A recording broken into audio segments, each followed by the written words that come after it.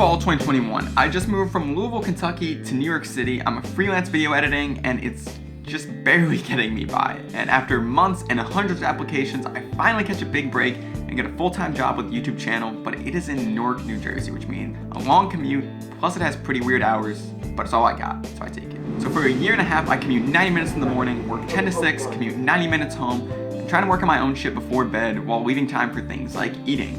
And it was exhausting. In hindsight, it's really easy to see why this was draining for me, but in the moment it felt like I had no choice. There was a couple problems with this scenario. Well, more than a couple, but I'll focus on two. Problem one is that I was spending anywhere from 7 to 12 hours every day with the singular focus of editing YouTube videos. Problem number two, as a result of problem number one, was that I had pretty much no time for anything else. Now there's a long list of reasons that working too much is bad, and that's not news. It's hard to spend time with family, friends, work on things you care about, sleep, exercise, all that. But I was actually pretty good at most of those things. I still maintained healthy relationships, I felt like. I made time for things like cooking, going on walks with my girlfriend, going to the gym. So by most standards, I was still extremely healthy. But where I really completely fell off was media consumption. Things like watching movies or TV or playing games went on the back burner. I just didn't have the time. Sidebar, I know you might already be thinking, hey, you had 3 hours of commuting time every day, but hear me out. That is 3 hours cut across 90-minute blocks, and every train had a walking transfer in between each of them. So no train ride was more than 15 to 20 minutes on their own. So if I wanted to do something like watch a TV show, I had to start and stop the whole time. Or, point is, all I could really do, it felt like, was just read. And to be honest, for most of the time I was working this crazy schedule, I didn't see this as a bad thing at all. I guess I sort of grew up with the idea that watching things is more or less lazy behavior and that being productive with real work is a priority. So this whole time I'm grinding, I'm thinking that this is good. Like, this is just a normal, healthy lifestyle. But now for the embarrassing part.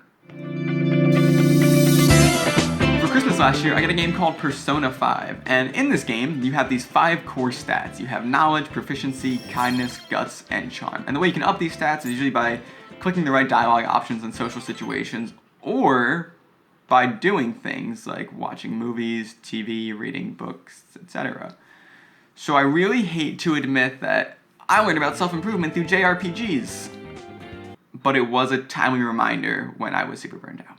Anyways, this spurred some self-reflection. Around then, I realized that my current approach made pretty much no sense. Here I am, someone who wants to be a photographer, video editor, storyteller, all those things combined, and I'm not watching movies. I'm not watching TV, I'm not reading that much, I'm not looking at other people's photographs that much.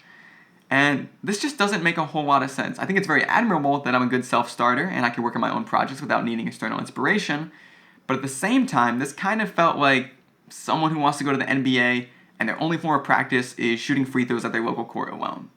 Yes, it's good and you'll definitely improve and get better, but you probably want to have a good idea of what Allen Iverson, LeBron James, and the rest of the league is actually doing.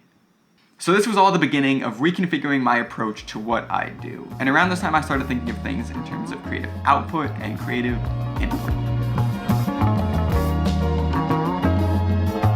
Okay, creative output. So generally, I define creative output as tasks that require my brain to try different ideas or experiment with different things in order to get a final result. Now, this can be a lot of different things, but for me personally, it looks like things like editing videos, taking photos, painting, or writing. I know that those things that I listed are mostly visual arts, but it's not limited to just that. That's just what I gravitate towards. These are usually tasks that require me to be 100% engaged for desirable results, and I call them, air quotes, creative, because I should always be experimenting and trying out new things to push my ideas even farther forward. Now, there's still a workflow, but it's not really about optimization. It's much more about things like self-expression or aesthetics. Now, creative output is something I really love, right? I love getting to sit down and edit videos. I love getting to take photos and to edit them into something I really see as beautiful, right? I think we all get into these creative outputs because they are self-expression, right? And that's something that we're just inherently drawn to, I think. But at the end of the day, if you do something too much, it becomes draining. And I was just doing creative output all the time with no sort of intake. And that's how we get to creative input. So creative input is really just media or experiences that broadens your horizons and gives you a fresh perspective. So movies, television, books, doing shit, I don't know. All this, just, the world is big, right? And there's so much that you can do, and a lot of it can be creative input. And I think it really comes down to what you like and what charges your brain. It's very personal, and whatever excites you and gets you excited for your next project, I think that's something you need to try and focus on. But I do try to differentiate creative input versus things that kind of just help me relax, and I do this through a sort of self-imposed quality filter. For example, I love watching the show Love Island with my girlfriend. I think it's just a total hot mess, which is a good time to watch. But it doesn't do that much for the mind, to be honest. They run kind of the same cookie-cutter structure to each episode with 10,000 speed ramp and light flare edits. So that's not the best for creative input. I think like a fully fledged movie will give you more to work with, I guess, you know? Same thing goes with pictures. Like, I can look at amazing pictures on Instagram, and it has nothing to do with the quality of the art, but there's not a lot of focus there, right? There's not a ton of intentionality, and even if there is, it's on a screen like everything else, and it's not that exciting. But I can go to the Strand, the local bookstore, and look at some really intentional photographs pieced together and sequenced through a whole book for you to experiment and hold in your hand, and I think that's really cool. So it's not just about the media itself, but the presentation of it goes a long way. Fast forward to today, November 2023, and I've spent pretty much the entire year being more conscious of what I'm consuming creatively and what I'm putting out creatively as well, and I want to share my experience with you guys. The first thing that comes to mind is just, I feel like I'm having realizations that I should have had at maybe age 12 that I'm having right now, and while it's a little embarrassing, I guess better late than never. But that being said, I get why I didn't get it. I mentioned in the beginning that I've always had making YouTube videos in mind, and from my perspective, film and television weren't quite the same thing. But at the same time, it's all also kind of visual arts, and honestly, movies and television are the creme de la creme, and especially because I'm someone who likes to try and focus on quality over numbers and metrics and stuff like that, I really should be looking towards those things for inspiration. First things first, it's just been straight up fun. It's been a long time since I really let a show get my attention. The last time this happened was probably 2017 when I had just moved into college, and it was the final season of Game of Thrones. That was hype. But being invested in a show just feels good. Since the beginning of this year, I've watched Narcos, The Bear, Death Note, Cowboy Bebop, and it's just so nice to be fully invested in these shows with all the twists and turns kind of happening firsthand right in front of you. And I also got around to reading some books that I put off. I finally read The Hobbit, which I have been meaning to read for literal years, and I spent a bunch of afternoons at Strand just flipping through photo books and seeing what photographers' work looks like in the best printed format, all in one piece. I spent a long time operating in a more selfish axis, and I'm very happy that this has had me kind of refresh my appreciation for other people's work. But this is a rare win-win. Expanding my horizons allowed me to see different work and try to understand it. The filmmaker part of my brain is always working, so every time I watch something, my subconscious has tons of questions about how they brought it from production to the big screen and everything in between. And now I'm surrounding myself with fresh inspiration. I am seeing and experiencing things that I think are just incredible. Ideas and stylistic choices that I'm compelled to implement into my own work. And that's what I need. I need to keep a stream of influences coming at me so I can keep pushing my own work forward.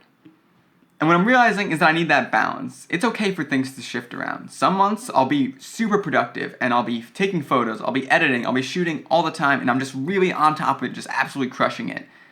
And then sometimes I'll go for a month or two, and it just feels so taxing to even just do the bare minimum because I have other stuff going on in my life.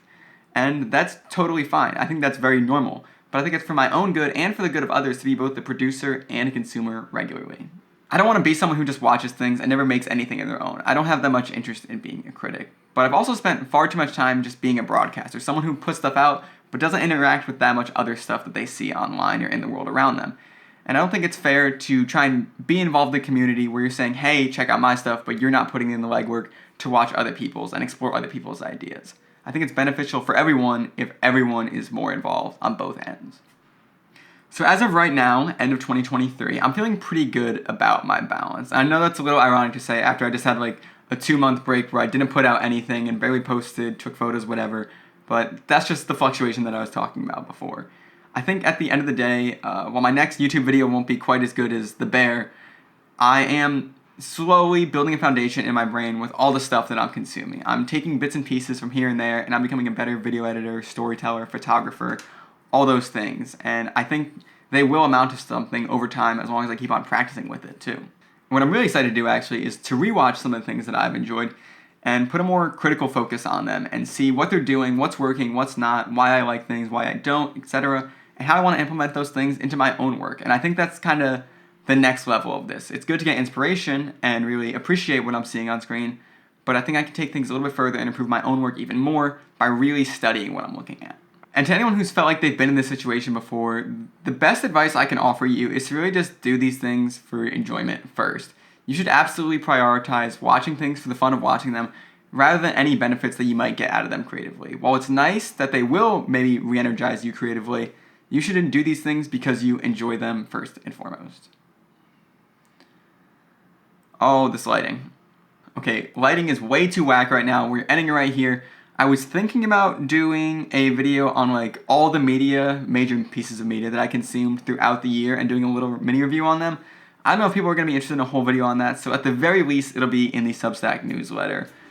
That's all I have for now. I just want to end this video because this lighting is killing me. Thank you guys for watching. I'll see you the next time. Whatever. Bye.